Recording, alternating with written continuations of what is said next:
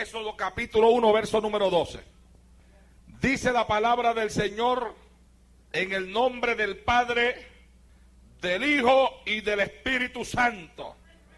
Pero cuanto más los oprimían, tanto más se multiplicaban y crecían. De manera que los egipcios temían a los hijos de Israel. Pero cuanto más los oprimían, tanto más se multiplicaban y crecían. De manera que los egipcios temían a los hijos de Israel.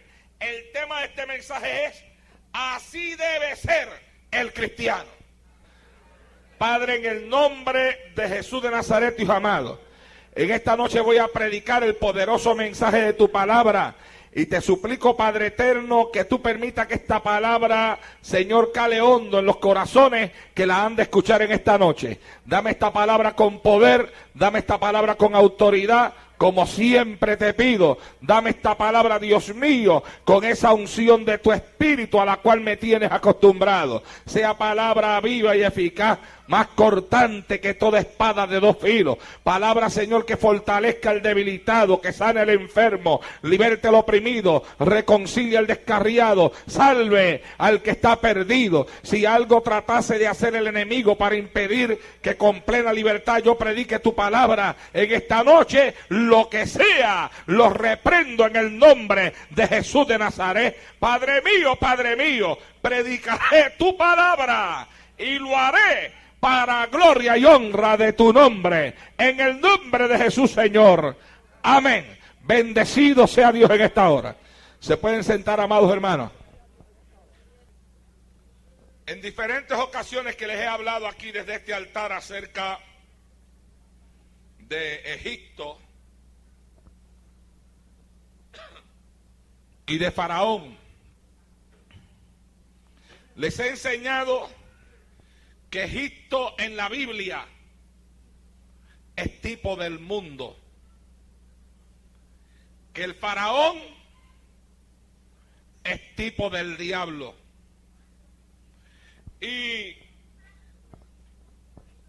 visualizando siempre esas dos cosas que les acabo de decir en esta noche, cuando me meto a leer sobre los israelitas, sobre el faraón y sobre las cosas que rodean la vida de la nación de Israel en ese tiempo de opresión, siempre he logrado encontrar, cuando lo miro desde esa perspectiva de lo que simbolizan esos dos pueblos, esas naciones, los que los subyugan dentro de la Biblia, siempre le he logrado encontrar una enseñanza profunda y espiritual para mi alma. Muchas veces, en pruebas y en batallas y luchas que he tenido en mi vida, esta nación, las cosas que esta nación ha pasado, la forma en la que se enfrentó a ellas y la forma en la que la Biblia describe el comportamiento de Dios con ellos, siempre ha sido de motivación y de fortaleza para mi vida espiritual. Hoy espero que un versículo que ha sido de fortaleza para mí se pueda convertir también en una inyección de fuerza para todos los que están aquí presentes en esta noche.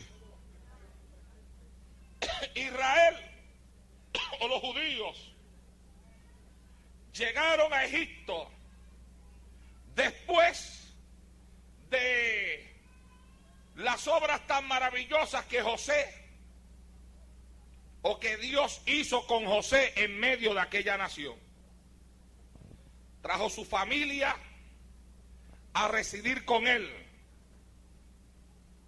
Y fue bien recibido entre los egipcios en aquel tiempo, por cuanto Dios había manifestado a través de José su poder y su autoridad en medio de aquella nación.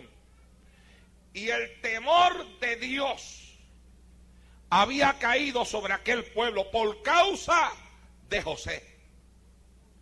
Por tanto, mientras vivieron aquellos que conocían a José, aquel pueblo no tuvo problemas, porque aquella nación le tenía temor al Dios al que José le servía.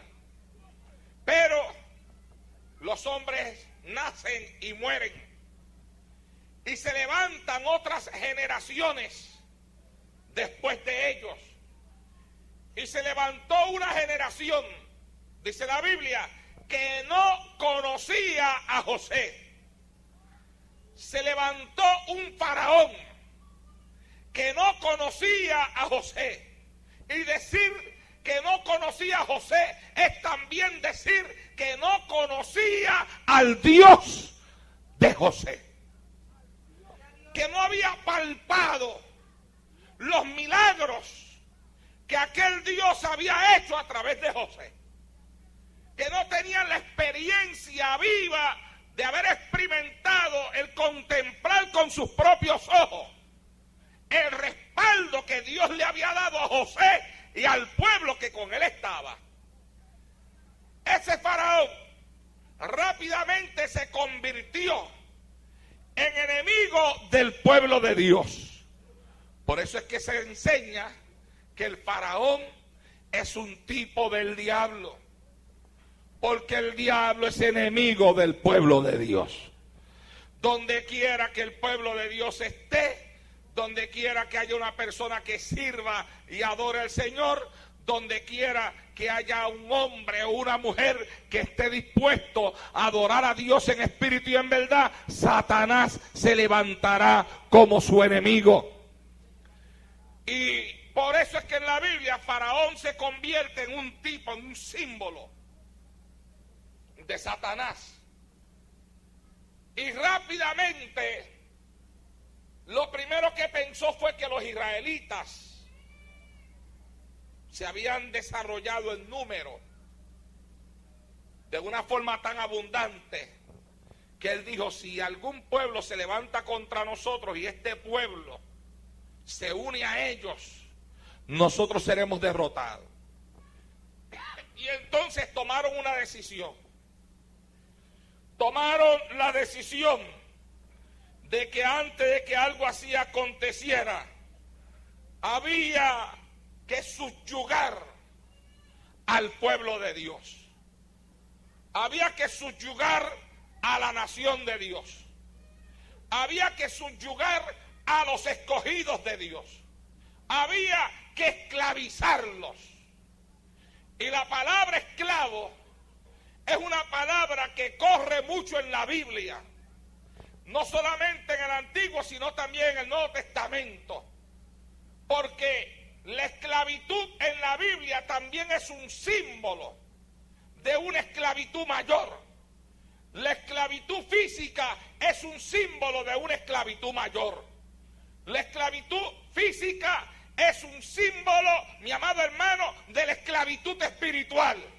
Porque yo quiero que usted entienda en esta noche que la esclavitud espiritual es mayor, es más profunda, es más dolorosa que la esclavitud física. Y que una persona puede ser esclavizada físicamente hablando, pero si es libre en el espíritu, la libertad espiritual lo mantendrá en un estado de ánimo que la esclavitud física no podrá estorbar. Pero hay quien no es esclavo físicamente hablando, pero por cuanto es un esclavo espiritual, aunque es libre para caminar por las calles de nuestra sociedad, su esclavitud espiritual lo entorpece, le quita el gozo, le quita la alegría. Sea bendito el Señor para siempre. Yo le digo a usted una cosa: mejor es ser un esclavo físico que un esclavo del espíritu. Y el apóstol Pablo da testimonio de eso, porque él mismo se gozaba cuando estando preso decía que aunque él estaba preso, la palabra de Dios no estaba presa. Oh, gloria a Dios en esta hora. Y manifestaba que la esclavitud física no podía apagar en él lo que él había recibido de parte de Dios. Y lo manifestaba, oh amados hermanos, cuando estando preso, la Biblia dice que estando preso junto a Silas, Pablo y Silas en la cárcel cantaban ante la presencia del Señor. Señal de que aunque la cárcel los encerraba en su cuerpo físico, no los había podido encerrar en el espíritu. Y el espíritu es más importante que cualquier otra cosa. Por eso era que aquel hombre en la cárcel podía cantar. Hay quienes no están en la cárcel y no pueden cantar. Oh, gloria a Dios en esta hora. ¿Ah? Y a veces usted los ve hasta dentro de una iglesia, no están en la cárcel, no le tienen las manos amarradas, los pies no están atados, pero no pueden cantar. ¿Por qué? Porque hay esclavitud espiritual, la cual es peor que la esclavitud física. Yo he conocido muchos hombres que estando encerrados físicamente hablando, su libertad espiritual es tan profunda que se convierten en un ejemplo para otros. Anoche exactamente hablaba con un amigo mío, un compañero en el ministerio, que está pasando por tremendas pruebas en este momento y está en una guerra contra el mismo infierno. Y en este momento se encuentra preso. Y lo metieron en una prisión de máxima seguridad. Lo han metido donde están las personas que están destinadas a morir en la silla eléctrica. Y yo conversaba con la esposa de él y le dije, dígale que me llame desde la cárcel. Y me llamó desde la cárcel. Y cuando me llamó desde la cárcel, en su voz sonaba el gozo de una persona que estando presa tiene su fuerza y su confianza puesta en las manos de Dios. ¿Y sabe lo que me dijo entre muchas cosas? Me dijo, mira, varón de Dios, Dios sabrá por qué ha permitido esto y cuándo me va a sacar de aquí. Pero en lo que esta situación se resuelve, yo ya le monté la guerra al diablo. Y me dice, y estoy donde no dejan entrar a nadie, donde no dejan entrar pastores, donde no dejan entrar predicadores, donde tienen a las personas que están esperando para ser llevadas a la silla eléctrica.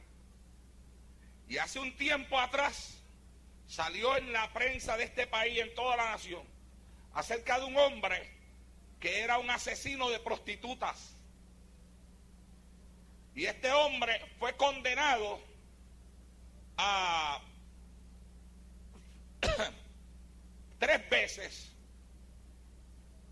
a morir a la silla eléctrica, como si pudiera morir la primera vez y resucitar para morir la segunda. Pero así de fuertes fueron los crímenes de él.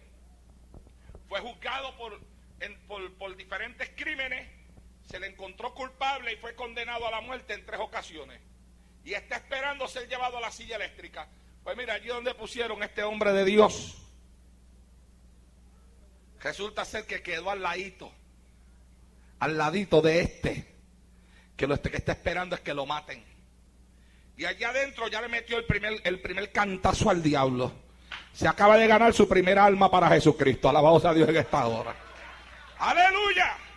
Y qué gozo, mi amado hermano, cuando me lo decía por teléfono ayer por la noche, conversando conmigo. Me decía, ya me gané el primero para Cristo, Arnaldo. ¿Te acuerdas el que había matado a las prostitutas? Sí, ya recibió a Cristo como Salvador. Ahora estoy detrás de otro que lo tienen aquí también para llevarlo a la silla eléctrica por una serie de asesinatos que cometió.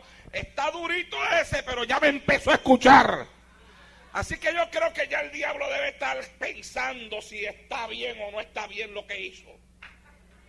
Tú sabes, porque no importa donde el diablo te meta, Si donde el diablo te meta, tú sigues adorando a Dios, sigues sirviéndole a Jesucristo, sigues teniendo fe en Dios, Satanás perdió la guerra. Y si en medio de eso te conviertes en un ganador de almas, la perdió 2 veces. Oh, mi alma alaba y glorifica a Dios en esta hora. Oh, mi alma alaba y glorifica a Dios en esta hora. Oh, mi alma alaba y glorifica a Dios en esta hora. Aleluya. Bendecido sea el Señor. Oh, gloria a Dios. ¿Ah? Eso es así, mi hermano. Yo una vez leí un libro escrito por un pastor que fue acusado de violación en Puerto Rico. Fue encontrado culpable y fue a la cárcel. Escribió un libro desde la cárcel que se llamaba Violación, un crimen que no cometí. Ese libro a mí me lo regalaron y yo lo leí. Y el hombre ahí hablaba desde que le hicieron la acusación, que empezó todo el proceso de corte, que esperaba salir inocente y lo sacaron culpable, cuando fue a la cárcel, pero sabiendo él que era inocente, se dedicó en la cárcel a ganar almas para Jesucristo, y a ganar almas, y a ganar almas, y a ganar almas, y a predicarle al Señor. Y adentro tenían como una pequeña iglesia allá dentro de la cárcel. Él se dedicó a preparar los que atendían en la iglesia, que tenían un montón de años allá, a prepararlo para cuando Dios lo sacara a él, porque él estaba seguro que Dios lo iba a sacar. Pero cuando Dios me saque a mí, los voy a dejar preparados a ustedes para que mantengan esto aquí ardiendo en fuego. Y siguió ahí ganando alma y preparando a aquellos. Y después de varios años allí, la muchacha que lo había acusado declaró la verdad. Declaró que ella llevaba relaciones con un inconverso, que había quedado embarazada del inconverso y que el mismo inconverso le dijo a ella que pegara con el pastor. Y ella, por defender al inconverso, que era a quien él llamaba y quien era el que iba a ir preso porque ella era una menor, entonces acusó al pastor para defender al inconverso. Pero al final todo salió a la luz. Ella declaró la verdad. El hombre salió para afuera dejando la cárcel, la iglesia de la cárcel bien sólida en la palabra del Señor.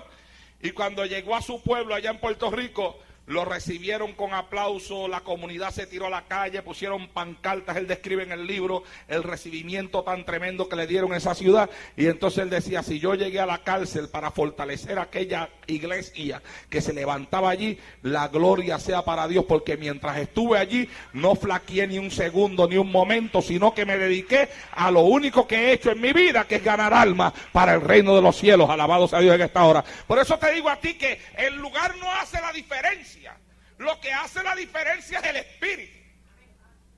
¿Ah? Porque una persona puede andar por la calle libre físicamente hablando, pero esclavizado en el espíritu y no es feliz. Pero Pablo y Silas cantaban al Señor en la cárcel porque eran felices. ¿Ah? José, dentro de la cárcel, también supo adorar a Dios, y Dios lo puso en gracia con todos los que estaban allí metidos en aquella cárcel.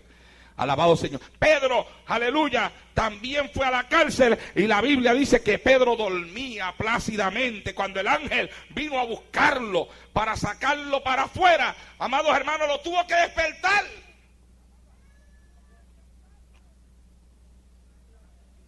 Si llega a ser nosotros, no nos tiene que despertar, porque es que no nos dormimos por la desesperación de saber que estamos en una cárcel. Pero a Pedro lo tuvieron que despertar. Se acostó a dormir. Señal de paz, de tranquilidad, de que todo estaba depositado en las manos del Dios al que él le servía. Sea bendito el Señor en esta hora. Aleluya. ¿Ah? Y aquí la Biblia dice que ellos decidieron esclavizar a aquel pueblo. Esclavizarlo. Para tratar de impedir lo que ya había en la mente del faraón. Ahora fíjate, Lo que la Biblia dice que ellos decidieron. Dice que entonces pusieron sobre ellos comisarios de tributo que los molestasen con sus cargas. Que los molestasen con sus cargas. Y dice, y amargaron su vida. Fíjate bien. Y amargaron su vida con dura servidumbre. Aquí dice que el diablo hizo varias cosas. Primero dice que puso gente que los molestase. Y también dice que puso otros que los amargaran. Que le amargaran la vida. Y cuando yo leía eso, yo pensaba, al transformar esto a la vida espiritual de la lucha de un cristiano, que es lo que se refleja en la vida de la nación de Israel y en los diferentes símbolos que hay dentro de esa vida de ellos para nuestra propia vida como cristianos. Si las mismas técnicas, pero a nivel espiritual, que Satanás utilizaba para atacarlos a ellos allá, ¿no son acaso las mismas que utiliza para atacarnos a nosotros acá? Cuando tú estás buscando a Dios, el diablo busca molestarte con cargas. Y hay cosas que vienen a tu vida y que ocurren en tu vida que se convierten en una carga. Por ejemplo, la enfermedad de un ser querido. Llega un momento que se convierte en una carga. Ahora mismo ustedes tienen el ejemplo de Pablo y de Mirna allá en Puerto Rico. Dios los puso a pastorear hace varios años atrás en el pueblo de Cuamo en Puerto Rico. Un pastorado precioso, han comenzado a crecer. La iglesia ha comenzado a desarrollarse. La iglesia está contentísima. Ellos gozosos en su ministerio. Sus hijas sirviéndole al Señor. Una de sus niñas, Mariel, predicando la palabra a la edad de 18 años, cantando, saliendo a predicar para otros lugares, inclusive a otros países, a predicar la palabra del Señor. Todo paz, todo tranquilidad, no sombras en el camino. Uno hablaba con ellos, ¿cómo está todo? Todo bien, ¿cómo va la iglesia? Tremendo. Y las muchachas, Naldo, tan tremenda, buscando al Señor, Mariel predicando, Omaira envuelta acá con la juventud del concilio. Noticias buenas.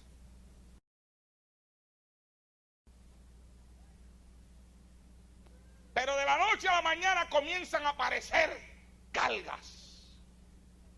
Cargas que lo único que persiguen es el propósito de molestar. Por ejemplo, un día dieron una salida con la iglesia, viniendo de la salida viene un borracho, choca la guagua, fue una cosa tremenda, todos los que estaban adentro heridos, Mirna herida, Pablo herido, una hermana de las más ancianas de la iglesia voló por el cristal del frente para afuera, ya un carro le pasó por encima, la mató en el momento, cargas. Eso ocurrió en medio del gozo, en medio de la bendición. Que es lo que mucha gente a veces no puede entender, por qué en medio de la bendición hay pruebas, por qué en medio de la bendición hay batallas, por qué en medio de la bendición hay luchas, por qué cuando más bendecido estoy, de momento aparece algo que yo no esperaba. Es que cuando tú estás en bendición, el diablo quiere molestarte con cargas. Lo mismo que ocurrió aquí, que dio órdenes de que lo molestasen con cargas, le pusieron cargas. Y ahora la última carga que le salió a ellos allá. La niña se les enferma, su niña de la cual se sienten orgullosos por la forma en la que Dios los está usando, empiezan a salir unas pequeñas cosas, la llevan a los doctores, cáncer linfático. Ahora llamó en estos días con carga, porque comenzaron la quimioterapia y la han tenido que dejar en el hospital porque las plaquetas bajaron de más. Y la niña se ha puesto mala. Cargas. Y la pregunta del por qué. ¿Por qué a una niña de 18 años? ¿Por qué a una muchachita que lo que hace es predicando, cantando, adorando y glorificando a Dios? Tanta sinvergüenza que hay en la calle y no le pasa nada. ¿Por qué tiene que ser una muchacha de 18 años que lo que hace es cantando y alabando a Dios? Misterios de Dios. En una ocasión leí el tema de un libro y del libro me leí un poco cuando lo que Dios hace no tiene sentido. ¿Ah? Hay cosas que no tienen sentido, pero que cuando tú te profundizas en la palabra y te vas metiendo en ella y vas discerniendo, aleluya, lo que la Biblia enseña acerca de los ataques espirituales, te das cuenta de que en medio del gozo, en medio de la alegría, en medio de tu servicio a Dios, siempre Satanás aparecerá con algo para colocar una carga. O te botan del trabajo y ya te cargó una carga, te cayó encima una carga. Carga. Fue la orden que le dieron a ellos aquí. Moléstenlos con carga. Y ahí dice, aleluya. Pusieron sobre de ellos comisarios que los molestasen con sus cargas. ¿Por qué? Porque mientras te están molestando, tú no tienes tiempo de pensar. Porque tu mente se esclaviza a lo que te está pasando en el momento. Y eso es lo que el diablo quiere que tú hagas. El diablo quiere que tu mente se esclavice en el problema. El diablo quiere que tu mente se esclavice en la enfermedad de un ser querido. El diablo quiere que tu mente se esclavice en la situación que estás pasando en el trabajo, en la situación que estás pasando con tus hijos. Satanás quiere esclavizar tu mente a pensamientos que impidan, que se conviertan en una carga sobre tu vida y que te impidan a ti adorar a Dios con libertad. Como a veces tú ves a gente dentro de la iglesia. Hay personas que a veces yo las veo, yo las he visto, aquí los hermanos lo saben. Y ellos mismos lo saben, que a veces voy donde alguna persona y digo, ¿qué te pasa? No, no me pasa nada. Si te pasa algo, no me pasa nada. Te pasa algo, no me pasa nada. Ven acá, sígueme. Y mientras está el culto ahí en el devocional encendido y todo eso, me los llevo conmigo. Te pasa algo, porque tú no eres así. Entonces me miran y al final me dicen, ¿de verdad usted se dio cuenta que me pasa algo? Pues seguro, y le digo, y no hay necesidad ni de discernimiento para darse uno cuenta que te está pasando algo. Sencillamente tú eres una persona que en el culto de adoración siempre te manifiestas de una forma, y hoy ya me di cuenta que no te estás manifestando lo mismo. No puedes adorar, no puedes cantar, no puedes alabar. ¿Qué te pasa? Y entonces se abren, ¿ves?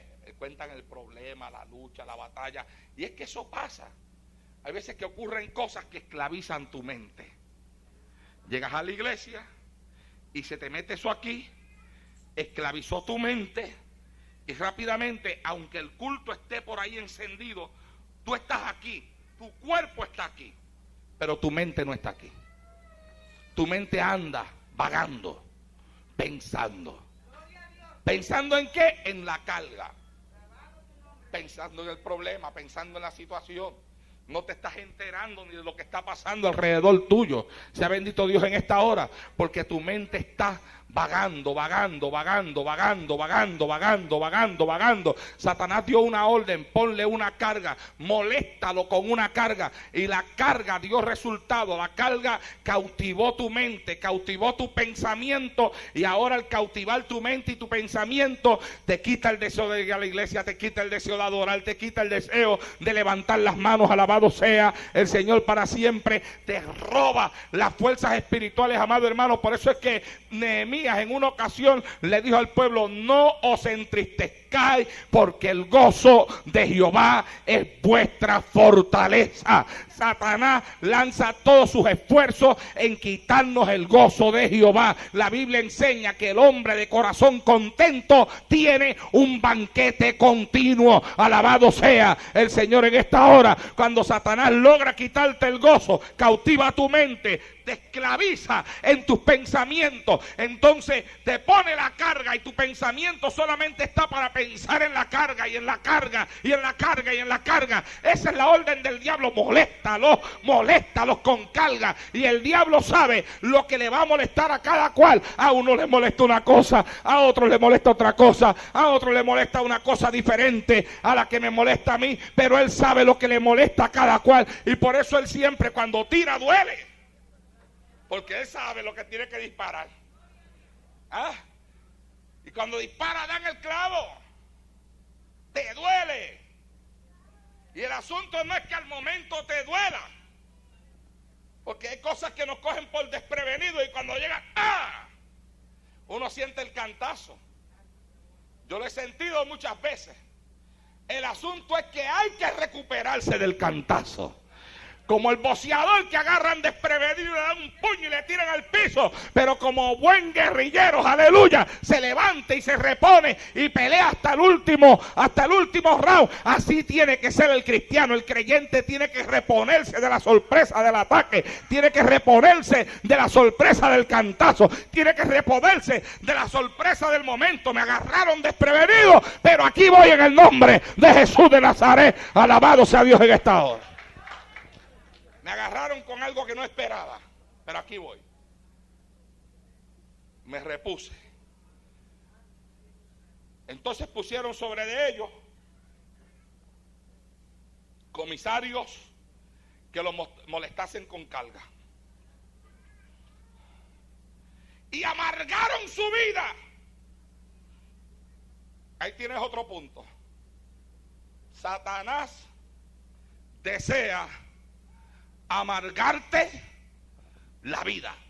Señor, aleluya. Oh, gloria a Dios. Y no hay nada más feo que un cristiano amargado.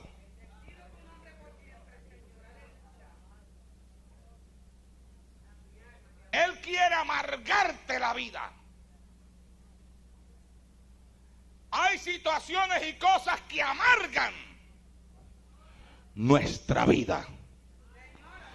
Dale un aplauso al Señor.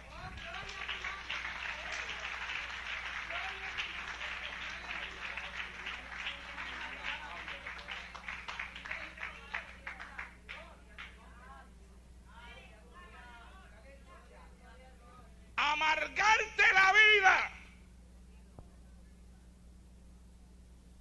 fue otra orden. Fíjate bien. Primera orden, cargas. Segunda orden, amárguenle la vida. Y el diablo quiere amargarnos la vida. Fíjate. Y nosotros haremos bien, mis amados hermanos, en entender y aprender esta lección que yo les voy a enseñar a ustedes en esta noche. ¿Sabe usted por qué? Porque nosotros estamos en un ambiente bonito aquí. Oh, sí. Están pasando muchas cosas lindas entre nosotros. Y cuando yo veo que se está moviendo el Espíritu Santo y veo la gente con gozo y con alegría y veo que la gente está entrando como en unos deseos de servicio a Dios y de querer buscar y de querer salir y de querer moverse, yo sé que eso, desde el mismo momento que una persona, un pueblo, una iglesia decide entrar en esa dimensión del Espíritu, desde ese mismo momento Satanás también anda maquinando cómo apagar ese fuego, cómo destruir ese deseo, cómo robar esa bendición. Y yo sé, mi amado hermano, y se lo voy a decir en esta noche, que en medio del gozo usted tiene que esperar que vengan cargas y tiene que esperar que venga el diablo a tratar de sembrar la amargura. Y dicen que en guerra avisada no muere gente, y yo se la estoy avisando para que cuando llegue usted diga: este fue el primer mensaje de la campaña, diablo, no me cogiste desprevenido y voy para adelante sin que haya diablo que me aguante. Alabado sea Dios en esta hora. Aleluya. Mandó a que le amargaran la vida. Mira, fíjate bien, si tú te fijas bien, el ataque del diablo vino en unas áreas que a toda persona le duelen. Le puso cargas, mandó a que le amargaran la vida y mandó a que le mataran los hijos. Mira qué tres cosas hizo el diablo. Le puso cargas. Cuando las cargas no daban resultado, mandó a que le amargaran la vida.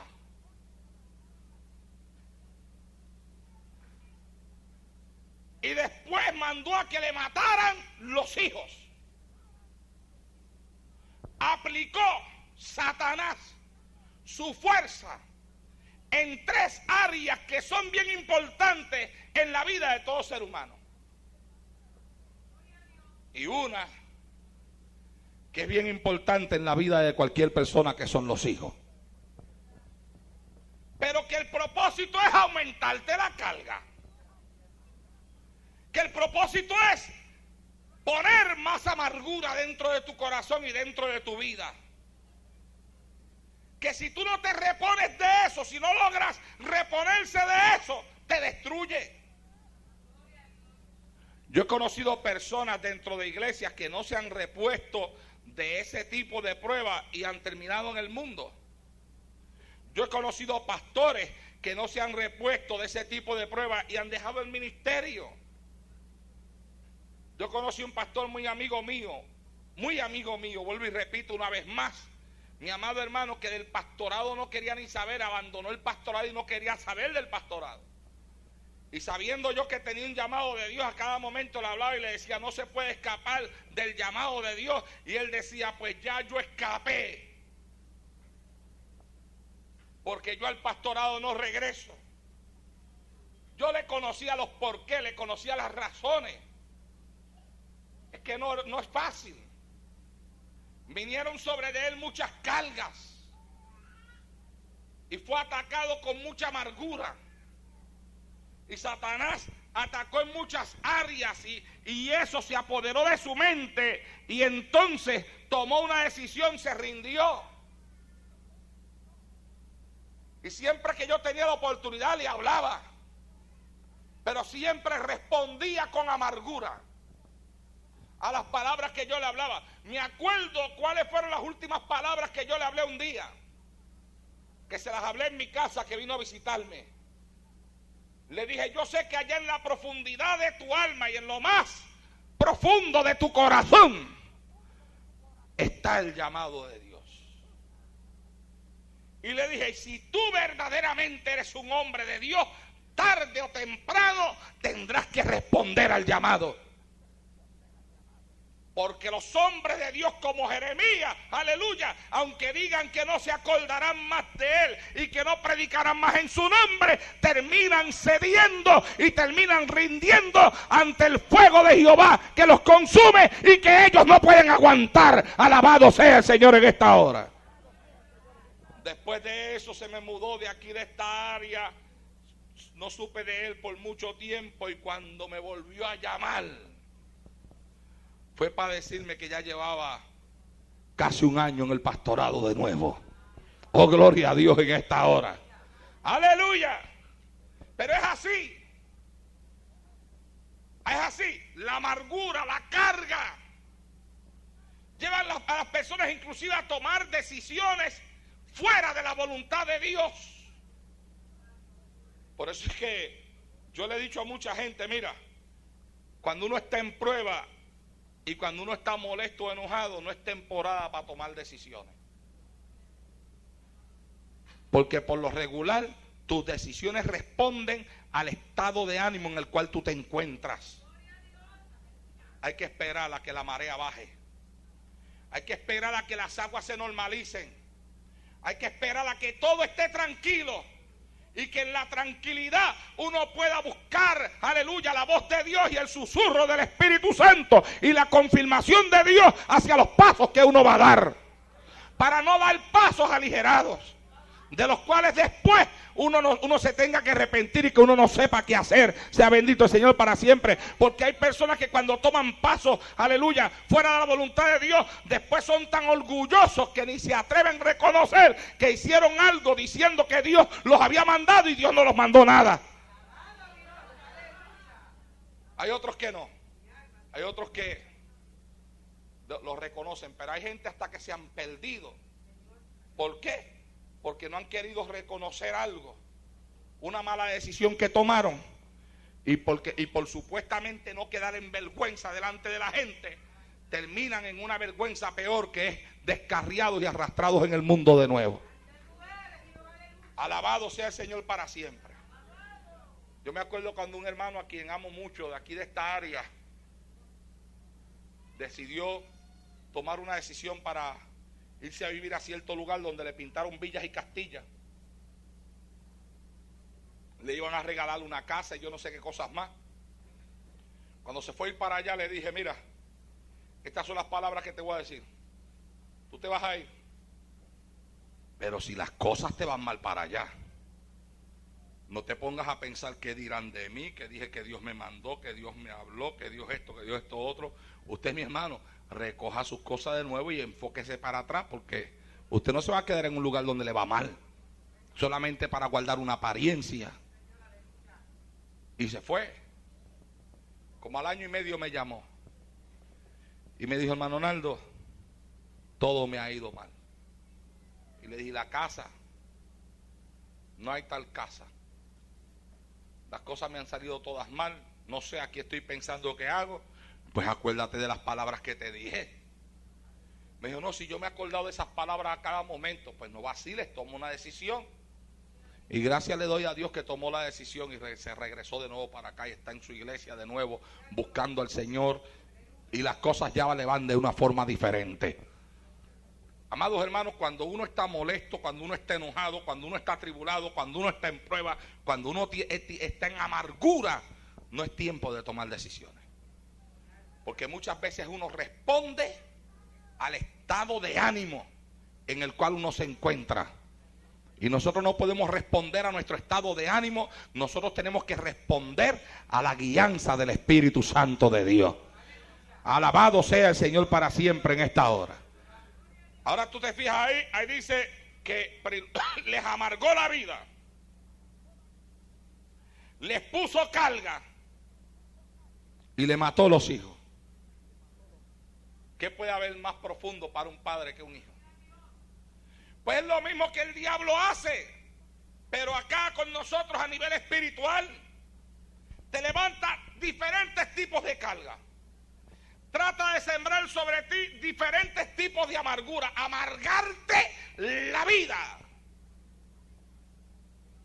Que hay personas que tienen la vida tan amargada que caminan todo el tiempo como si tuvieran un limón agrio en la boca a las 24 horas del día.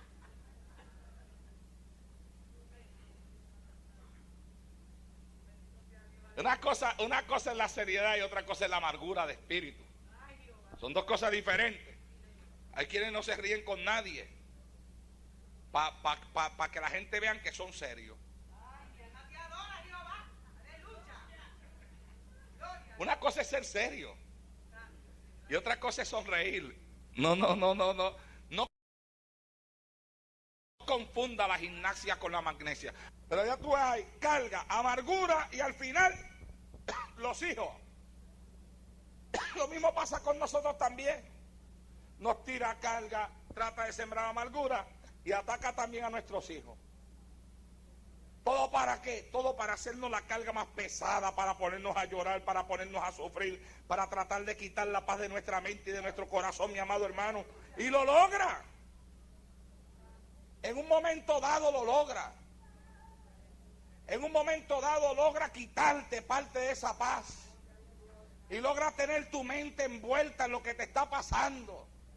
Solamente el creyente que ha aprendido a depositar sus cargas al Señor se libera a sí mismo de eso.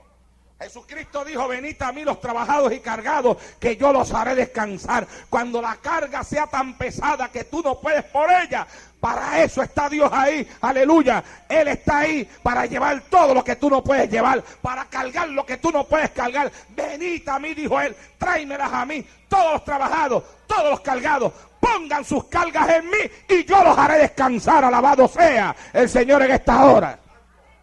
Ahora fíjate, la Biblia dice, pero cuanto más los oprimían, tanto más se multiplicaban y crecían.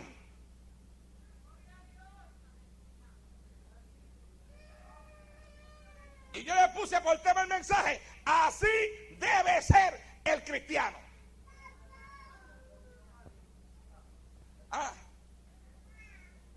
¿Qué era lo que pasaba con ellos? Mientras más los oprimían, más crecían. Mientras más los oprimían, más se multiplicaban. Oh, gloria a Dios en esta hora. Así debe ser el cristiano. Dale la mano al que está a tu lado y dile, así debe de ser el cristiano.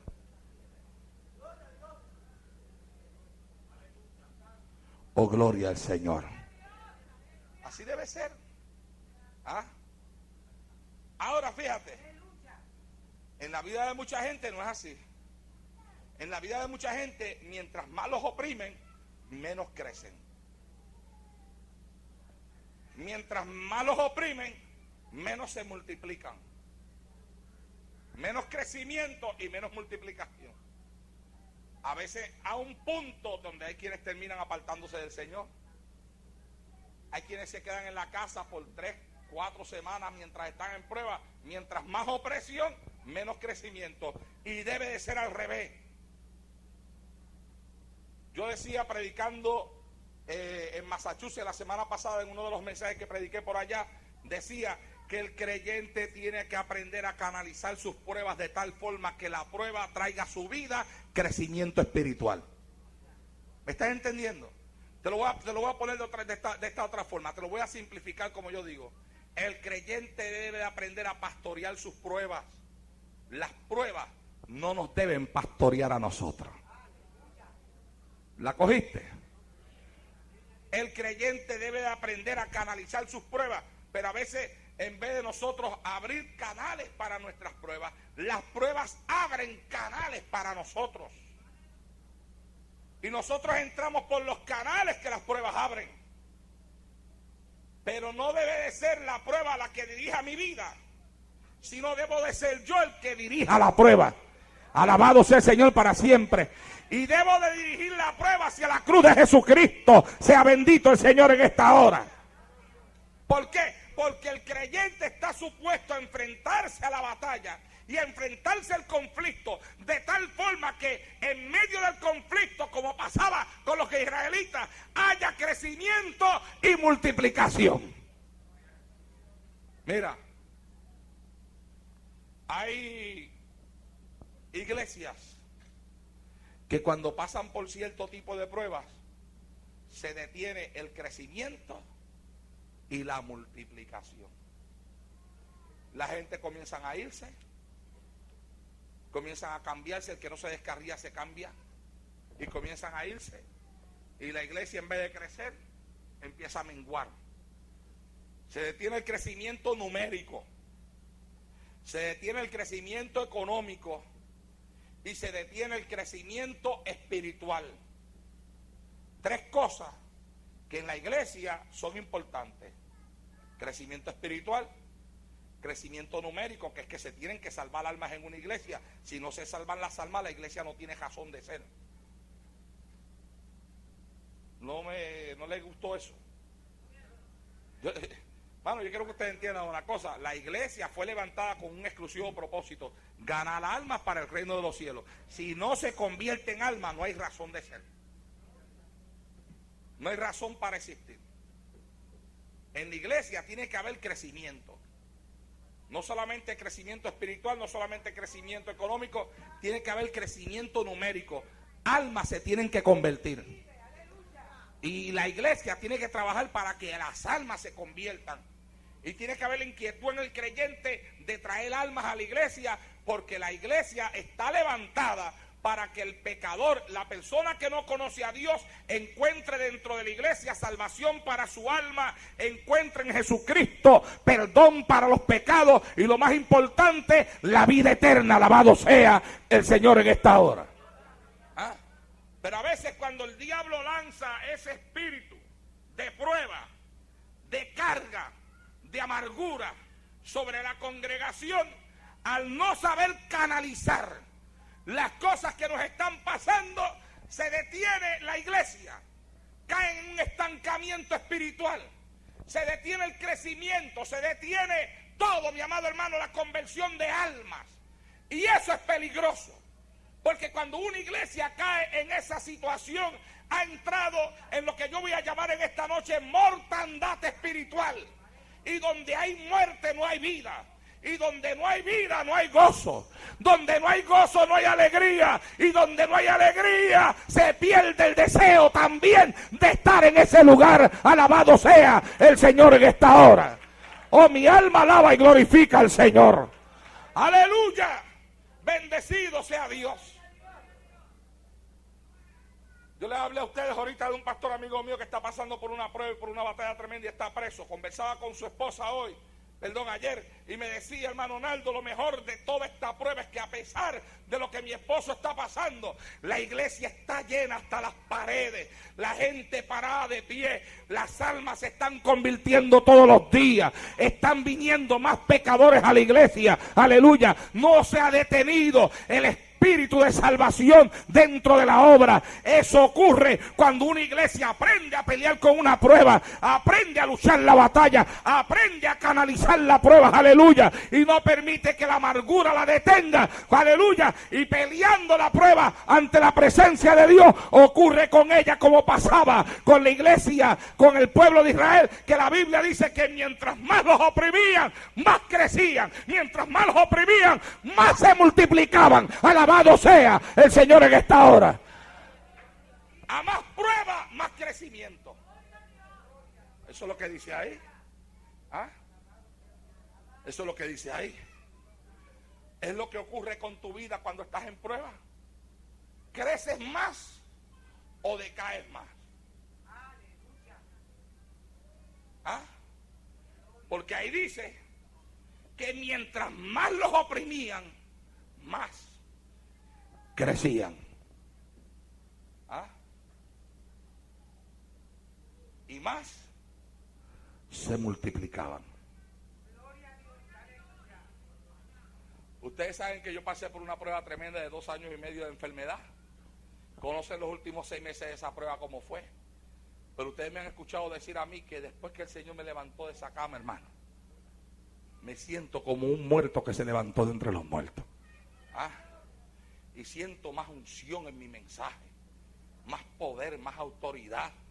Estoy haciendo lo que Dios me ordenó que hiciera, porque tengo bien presente ahí que cuando el hermano Gigi Ávila oró por mí, me dijo estas palabras, me dijo: estoy encerrado en ayuno, Dios me ha dicho que te ore porque te va a sanar para que te vayas a predicar.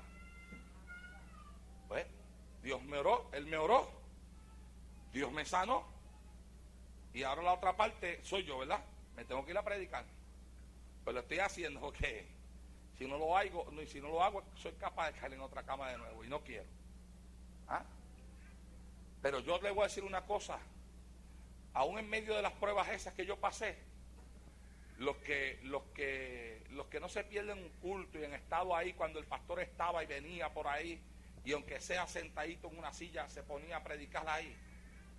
Los cassettes que tengo ahí de esos mensajes que prediqué en esos tiempos de prueba, prediqué de mis mejores mensajes, hermano.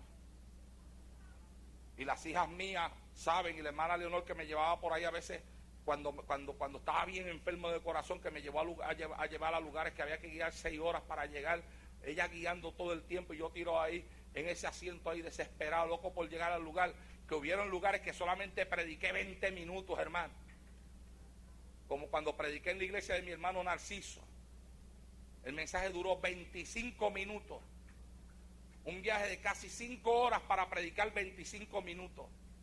Pero le voy a decir una cosa, 25 minutos yo, pero 25 minutos. Usted entiende lo que yo quiero decirle con eso, ¿verdad? No fueron 25 minutos. 25 minutos en el fuego. 25 minutos escuchando las alabanzas de la gente mientras la palabra de Dios salía por mi boca. 25 minutos bajo la unción del Espíritu Santo ahí, mi amado hermano, que cuando terminé de predicar la gente se quedó con hambre y con deseo de escuchar más. Oh, gloria a Dios en esta hora. Porque si algo he aprendido es a no rendirme en medio de la prueba. Yo me acuerdo cuando yo recién convertido, yo me leí un libro. A veces las cosas que tú lees y la gente con la que tú te unes cuando empiezas tus caminos en el Señor, marcan tu vida para el resto del tiempo que te toca a ti vivir en el camino del Señor. Yo me acuerdo que yo me leí un libro cuando recién convertido, tenía yo como 2 semanas, cuando me leí un libro que se llamaba Guerrilleros de Dios. Y tú sabes que cuando uno está empezando los caminos del Señor, todas esas cosas que le llegan a uno y que emocionan a uno se convierten en el motivo de oración de uno también. Pues yo me emocioné tanto con la vida de aquellos jóvenes, porque este libro hablaba de jóvenes que todos los veranos formaban un grupo de diferentes universidades y se iban a diferentes países y estaban los 2 meses de verano predicando la palabra de Dios en otros países con unas necesidades increíbles. Y hablaba lo que les pasaba a ellos para allá. Entonces el grupo que ellos tenían se llamaba Guerrilleros de Dios. Y yo tenía como 2 hermanas de convertido cuando me leí ese libro. Y toda mi vida ahí, después que leí ese libro, yo en mi oración era: Señor, conviérteme en un guerrillero de Dios. Yo quiero ser un guerrillero de Dios. Y yo quiero ser un guerrillero de Dios. Y por la noche quiero ser un guerrillero de Dios. Y por la mañana yo quiero ser un guerrillero de Dios. Oh, bueno, pues tanto lo pedí hasta que me lo dieron, hermano. Ando de Dios de guerra en guerra. Alabado sea Dios en esta hora. ¿Ah? Y yo me siento ser un guerrillero de Dios. Alabado sea Dios en esta hora. Y he aprendido que en la prueba se puede crecer. Y se puede crecer a nivel espiritual. Y se puede crecer también en conocimiento de Dios.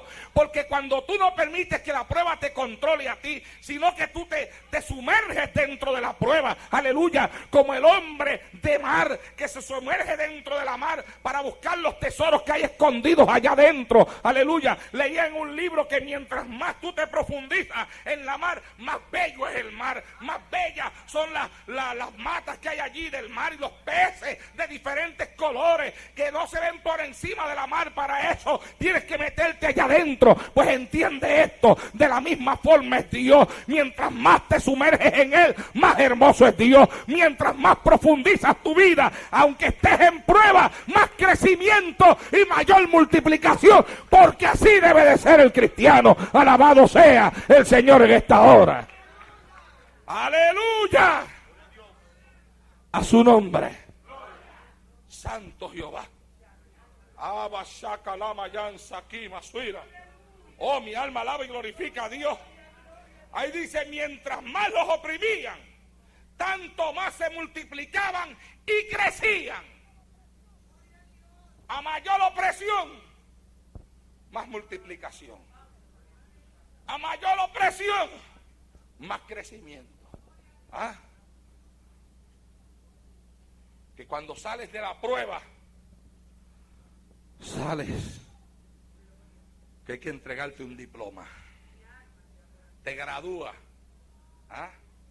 Te gradúas en medio de la prueba. Hay que graduarse en medio de la prueba. Oh, mi alma alaba y glorifica al Señor. ¿Ah? Yo predicaba la semana pasada también allá en Massachusetts. Y le decía a ellos, en el mensaje que yo tengo que se llama Subiendo Escalones, que de hecho lo prediqué aquí en esta iglesia, yo enseño que la prueba es sencillamente un lugar de apoyo para subir al próximo escalón. Y que mientras tú no venzas esa prueba, te mantendrás en el escalón donde estás. Hay personas que a veces dicen: ay, yo me siento estancado. Siento que mi crecimiento espiritual llegó hasta cierto nivel y de ahí no paso. Pregúntate, ¿qué está pasando en tu vida que todavía no has logrado vencer? ¿Qué es lo que ocurre? ¿Qué hay? ¿En qué área todavía no logras vencer? Porque en esa área donde todavía no has logrado vencer, en esa área es donde está el estancamiento espiritual. En esa área es donde está también aquello en lo cual tú tienes que sobrepasar, tienes que vencerlo para subir al próximo escalón en tu vida cristiana y en tu vida espiritual. La prueba, dije, es el apoyo sobre el cual tú te montas, pones tu pie para brincar hacia el próximo escalón. Cada prueba que tú vences en tu vida va a producir mayor crecimiento espiritual en ti. Cada prueba que tú vences en tu vida va a producir mayor acercamiento a Dios. Alabado sea el Señor en esta hora. Por eso no te rindas en medio de la prueba. Hay un mensaje que tengo que se llama: el que se rinda pierde, mi amado hermano. No solamente pierdes el pasar al otro escalón, pierdes en tu vida espiritual, pierdes de tu acercamiento a Dios. Es mejor mantenerse en la pelea. Alabado sea Dios en esta hora. ¿Por qué? Porque al final, si tú te mantienes firme en medio de la opresión, tanto más te multiplicarás y tanto más tú crecerás. Alabado sea el Señor en esta hora. Aleluya. Ahí está. Como dicen en mi tierra, más claro no canta el gallo. Gloria a Dios, aleluya. Pero cuanto más los oprimían, tanto más se multiplicaban y crecían. Hay personas que cuando son oprimidos, si oraban 2 horas, oran 10 minutos. Hay otros que cuando más son oprimidos, si oraban 2 horas, oran 4.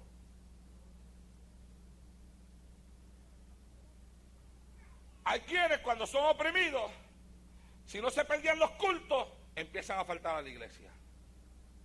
Hay otros que a veces están faltando a la iglesia y les cae una opresión y una prueba del diablo encima y se ponen que no se pierden un culto. Y esos notan que entonces comienzan a crecer. Hay personas que cuando están oprimidos abandonan el ayuno, pero hay otros que a mayor opresión más ayuno. ¿Viste? La actitud que se asume en medio del conflicto y en medio del problema es la que a la larga va a dictar también qué es lo que va a pasar con nosotros.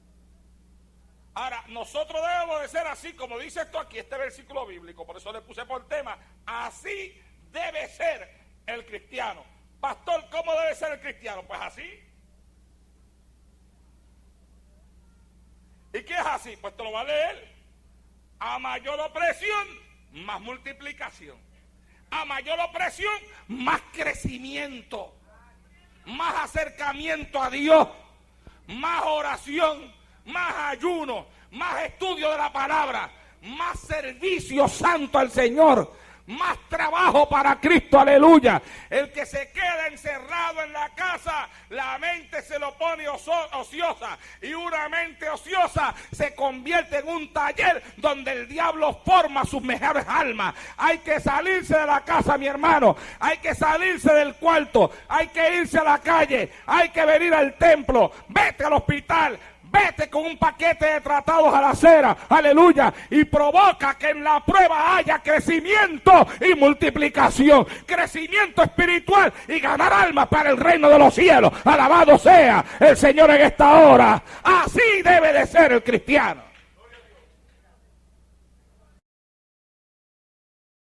A mayor presión que el diablo ponga, mayor presión tienes que poner tú también. Eso es así. Es así. ¿Ah? Es así. Yo me acuerdo de un pastor, muy anciano él, un hombre que vivía aquí en Brooklyn, pastoreaba aquí en Brooklyn,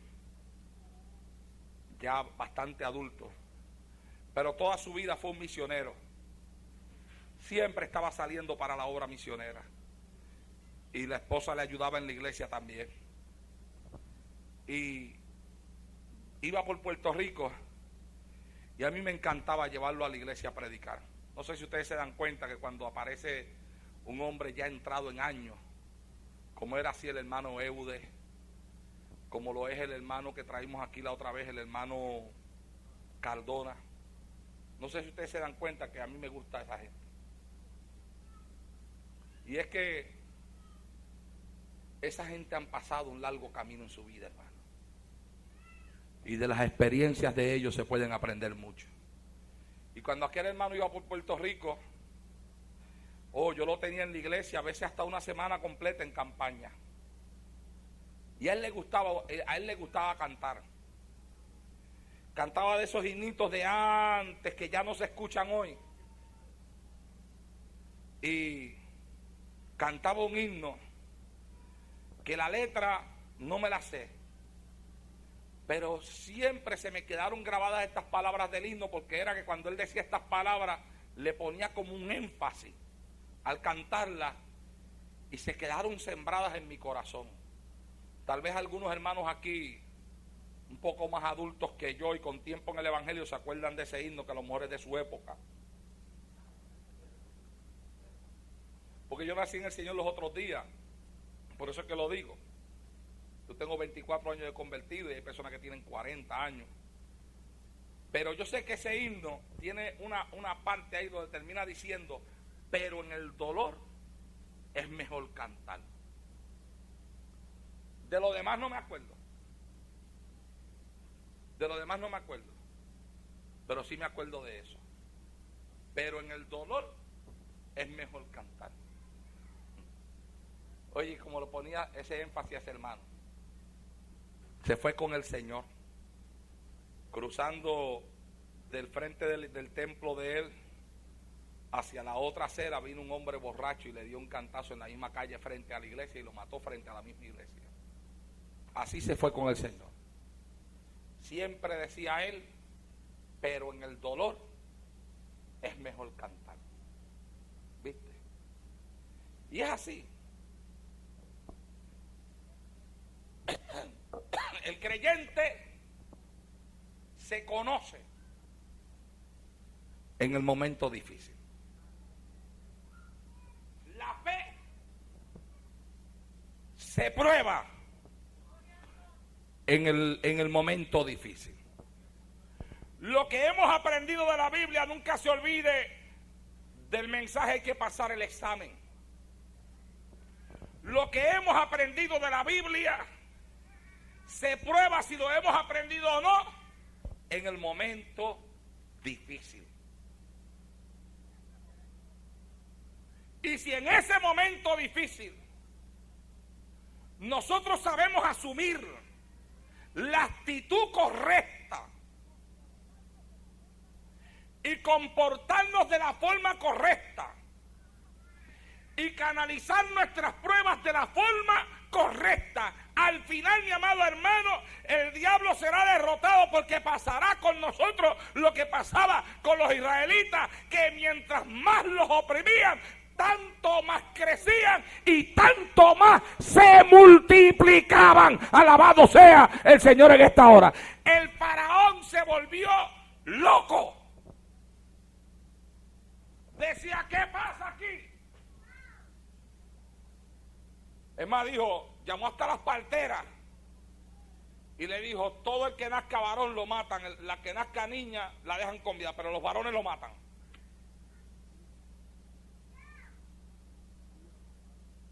Pero las parteras tuvieron temor de Dios. Y el faraón las llamó y dijo, ¿qué pasa? Y ellas contestaron, es que las mujeres israelitas son más fuertes que las egipcias. ¿Te das cuenta? Digo, si el faraón es tipo del diablo, pues los egipcios son tipo de los demonios, ¿verdad? Eso todavía no lo he leído en ningún libro yo.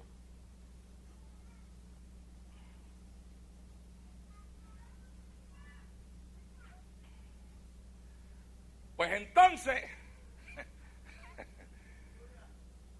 se lo digo para después decirle esto, porque ellas decían, es que las egipcias son más, las israelitas son más fuertes que las egipcias. Si nosotros lográramos entender eso en medio de la presión y en medio de la batalla y en medio del problema, no importa cómo el diablo se lance, si pudiéramos entender que a pesar de todo, con Cristo de nuestra parte, somos más fuertes que el diablo, más fuertes que los demonios, más fuertes que la prueba, más fuertes que la opresión, más fuertes que la amargura, aleluya, y podemos multiplicarnos y podemos crecer a pesar de la opresión del diablo. ¡Se puede! Ama, suira, sama, escúchame, se puede crecer en medio de la prueba, se puede.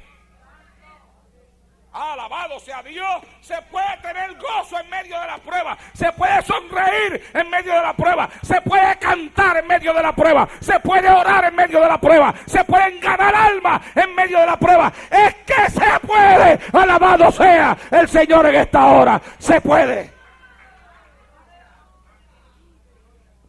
Mire, mi amado hermano, voy a cerrar con esto. Mi papá, ya ustedes saben, porque se lo he dicho en otras ocasiones, se convirtió siendo ya un anciano, ciego de ambos ojos, no podía leer la Biblia, dependía, ¿sabes de qué? Le regalaron la Biblia en cassette. Imagínate una persona ciega que no tiene nada que hacer. Se pasaba largas horas con la Biblia en cassette puesta, escuchándola y repitiendo cassette, y así hasta se aprendía cosas de memoria. Cayó enfermo en el hospital. Y cuando yo lo fui a ver, al lado de él había otro enfermo. Le había dado a aquel hombre, creo que había sido un infarto cardíaco, y estaba grave. Y decían que no iba a vivir. Y cuando yo llegué, mi papá me dice: mira, qué bueno que llegaste, porque Lázaro quiere aceptar a Cristo como Salvador. Y yo no sabía quién era Lázaro. Y Lázaro, ¿de quién tú hablas? Y me dice: Lázaro es él.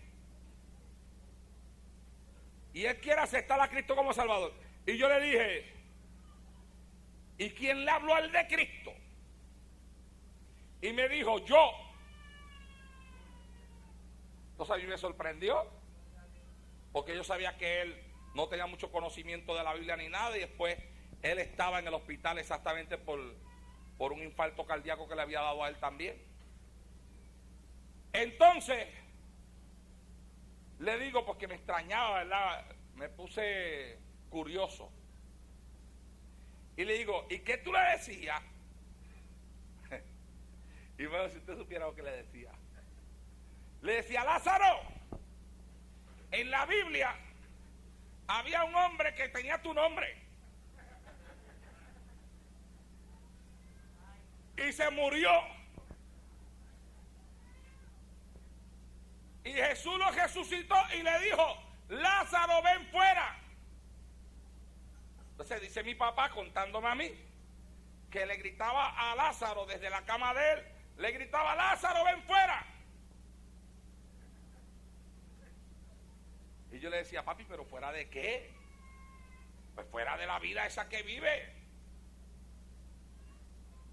Y tanto estuvo él con Lázaro, ven fuera, que Lázaro le dijo: mira, yo también me quiero convertir. Y como él no sabía más nada, él sabía hasta ahí, le dijo: pues espera que el hijo mío venga. Gloria a Dios. Oiga, mi amado hermano, y para hacer de una historia larga una historia corta, oré por Lázaro, que se convirtió al Señor, y el Señor hasta lo sacó de la cama. Y después aquel hombre buscaba la forma de mantenerse en comunicación con mi papá, porque hicieron buena amistad ellos, y le dejaba saber a mi papá que estaba yendo a una iglesia. Un anciano de más de 80 años, ciego de ambos ojos, con un infarto al corazón, que casi se muere, ganándose a otro anciano más que estaba al lado de la cama de él, solamente gritándole: Lázaro, ven fuera. Alabado sea Dios en esta hora. ¿Ah? Aleluya. Eso es canalizar una prueba, hermano, aún en medio de la ignorancia. Mi papá no sabía mucho del Señor. Mira, mi papá no se quería ni bautizar, porque mi papá decía: pero es que yo estoy muy ciego para bautizarme. Estoy ciego y además muy viejo para yo irme a bautizar. Y el bautismo de ustedes no es igual que el bautismo de los católicos, decía él. Porque los católicos son un chorrito de agua nada más por la cabeza, pero ustedes meten a uno completo hasta adentro. Y yo decía: papi, pero te tienes que bautizar. Óigame, mi hermano. Y no lograba. Pero un día llego a casa. Y cuando llego a la casa, me dice: yo quiero que me bautice esta misma semana. Digo, ¿y de a qué viene el cambio? No, que Gille dijo anoche en un mensaje por la radio que si el que se niega a bautizarse es porque no ha aceptado a Cristo como Salvador y significa que no se salva. Y yo ya acepté a Cristo y me quiero ir para el cielo. Me bautizan esta misma semana. Mi hermano, y esa misma semana lo bautizamos, nos lo llevamos para una playa. Yo tenía, le voy a decir, tenía mucho temor porque era un hombre anciano, ya era mi papá y tenía miedo de hacerle cualquier cosita que lo fuera a hacer sufrir. Llamé a mi pastor allá a Ponce y le dije, por favor ven y ayúdame porque mi papá es el que se va a bautizar y yo no encuentro ni cómo bautizarlo, él en la condición en la que está. Me dijo, no, yo me voy para allá y te ayudo, y nos metimos los dos en las aguas y entre los dos en la playa de Santa Isabel sumergimos a aquel anciano de más de 80 años, ciego de ambos ojos, lo sumergimos en las aguas y cuando lo sacamos para afuera, salió con las manos así para arriba, temblando de arriba abajo y gritando, gloria a Dios, gloria a Dios, gloria a Dios, gloria a Dios, y envuelto en la unción del Espíritu Santo. Alabado sea el Señor en esta hora. Es que, mi amado hermano, si tú sabes canalizar la prueba, hay que aprender a pastorear la prueba. No dejes que la prueba te pastoree a ti, no permitas que la batalla te controle. Es tiempo ya de que tú tomes el control en la mano. ¿Sabes por qué? Porque en medio de la opresión hay que crecer, y en medio de la opresión hay que multiplicarse, y en medio de la opresión uno tiene que crecer espiritualmente, y la iglesia tiene que crecer en almas. Alabado sea el Señor para siempre. Hay que seguir adelante, no importa cómo sea que el diablo te esté atacando. Así debe de ser el cristiano. ¿Cómo estáis? Y lo voy a leer para cerrar. Pero cuanto más los oprimían, tanto más se multiplicaban y crecían.